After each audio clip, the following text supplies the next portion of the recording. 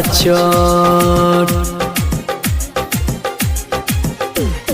10-20 दे के चली जाई है मजा लेके लाइन क्लियर छो आज झटपट रेडी छियो लगाए के साफा चोट। लाइन क्लियर छो आज झटपट रेडी छियो लगाए के साफा चोट।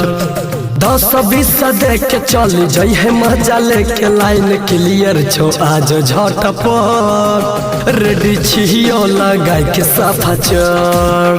लाइन क्लियर छो आज झटपट रेडी छियो लगाए के साफा चोट। लाइन क्लियर छो आज झटपट रेडी छियो लगाए के साफा चोट।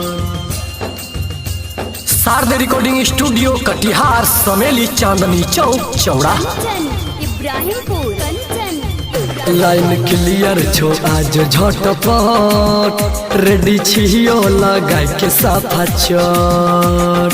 मालहियो बंगाली छौ जे हमर दुनाली नमरी पघघरी उठाई के राजा जी ओके घुमाई के रहरी के पीछे आर बोराबा बिछा के हमर लहंगा में कसले नोट रेडी छियो लगाए के साफा चोट।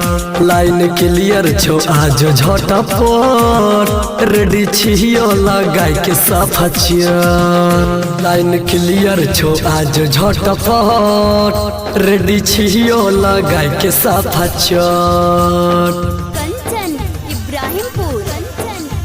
लाइन क्लियर छो आज झटपट रेडी छियो लगाए के साफा चोट। चोली के साइज छो 32 कमर के साइज छो 36 राजेश भेलो दीवाना ले कहौ साला हड्डी।